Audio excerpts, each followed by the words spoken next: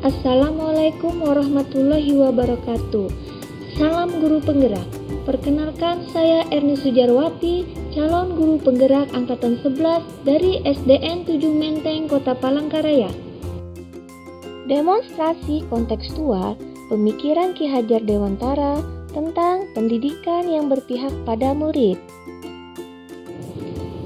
Menurut Ki Hajar Dewantara, pendidikan adalah menuntun segala kodrat yang ada pada anak-anak agar mereka dapat mencapai keselamatan dan kebahagiaan setinggi-tingginya, baik sebagai manusia maupun sebagai anggota masyarakat. Ada 3 pokok dasar pemikiran Ki Hajar Dewantara dalam pendidikan. Yang pertama, pendidikan yang berpihak pada murid adalah pendidikan yang menitik beratkan peserta didik sebagai prioritas utama yang harus dilayani.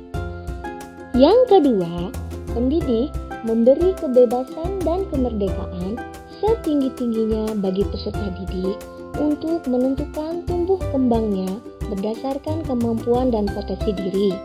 Namun, di sini kebebasan harus didasarkan pada kodrat alam dan kodrat zaman.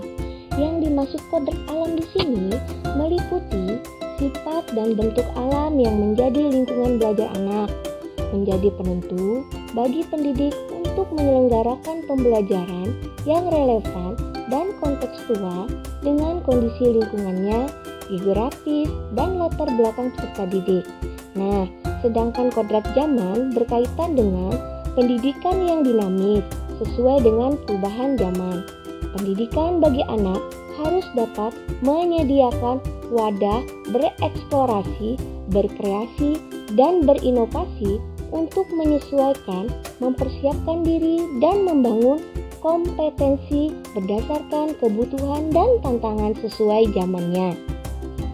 Yang ketiga, makna dari trilogi Ki Hajar Dewantara sebagai semboyan pendidikan, yaitu Ing Ngarso Suntolodo, seorang pemimpin atau guru harus mampu memberikan suri tauladan bagi orang-orang di sekitarnya. Dalam arti, seorang guru harus menjadi contoh yang baik bagi orang-orang yang dipimpinnya. Tidak hanya memberi contoh semata saja, tetapi juga melaksanakan dengan baik sebagai guru yang bijaksana dan berteladan.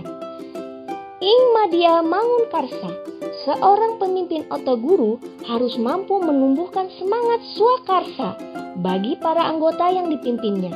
Semangat atas keinginan atau kemampuan dari diri sendiri tanpa paksaan dari pihak lain. Untuk menumbuhkan rasa semangat, dibutuhkan sosok guru yang memiliki rasa peduli dan perhatian kepada peserta didik yang diajarnya. Mampu memberikan dukungan-dukungan agar anggotanya dapat bekerja dengan percaya diri. Tutwuri Handayani, seorang pemimpin atau guru harus mampu mendorong orang-orang yang dipimpin atau siswanya agar berani berjalan di depan dan sanggup bertanggung jawab. Pemimpin yang tegas adalah pemimpin yang berhasil membentuk karakter anggotanya untuk menjadi sosok yang berani dan siap bertanggung jawab atas apa yang telah ia kerjakan. Pendidikan yang berpihak kepada murid adalah memberikan kemerdekaan dalam belajar, mengikuti perkembangan zaman dengan memanfaatkan teknologi dalam pembelajaran, selalu berpikir kreatif dan inovatif. Namun, masih banyak teacher center atau pembelajaran yang berpusat pada guru. Nah, berarti di sini siswa dan peserta didik belum memiliki kemerdekaan yang penuh untuk mengembangkan bakat dan potensinya. Strategi mewujudkan pemikiran Ki Hajar Dewantara tentang pendidikan yang berpihak pada murid. Yang pertama, melaksanakan pendidikan yang tidak hanya menekankan pada kognitif saja, tetapi juga afektif dan psikomotorik.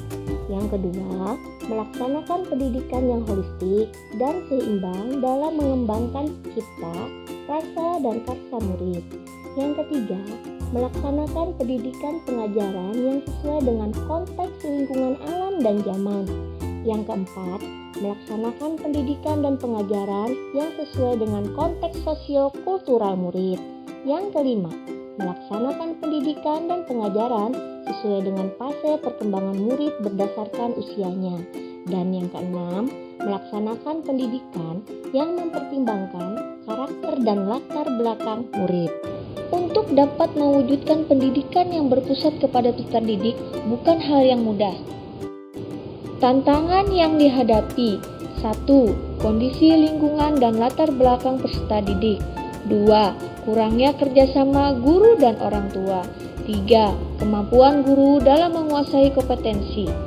Solusi untuk tantangan yang dihadapi: yang pertama, menggunakan metode pembelajaran yang beragam, menyenangkan dan bervariatif agar peserta didik tidak bosan dalam belajar. Yang kedua, guru melakukan kegiatan parenting dengan orang tua serta peserta didik agar lebih mudah memahami karakter dan potensi peserta didik. 3. Guru mengikuti seminar, pelatihan, workshop untuk mengembangkan kompetensi dan pemahaman tentang pendidikan yang berpihak pada peserta didik. Sesuai dengan pemikiran Ki Hajar Dewantara, kami mengimplementasikannya di sekolah, yaitu: pertama, kami melaksanakan pembelajaran dengan menggunakan media pembelajaran yang sesuai dengan karakteristik murid, serta untuk mengembangkan karakter masing-masing murid. Yang kedua, kami memberikan kesempatan kepada murid untuk berkolaborasi atau kerjasama tim untuk mengembangkan kompetensi sosialnya. Dan yang ketiga, kami melaksanakan pembelajaran dengan konten materi yang disesuaikan dengan perkembangan berpikir, serta konteks alam, sosial, dan budaya. Contoh kegiatan implementasi di sekolah seperti mengenal lingkungan di sekitar dengan pergi ke lahan gambut yang banyak tumbuhan kelakai. Dan kemudian kami mengajari keterampilan memasak kepada anak-anak. Demikian paparan yang saya sampaikan. Terima kasih semuanya.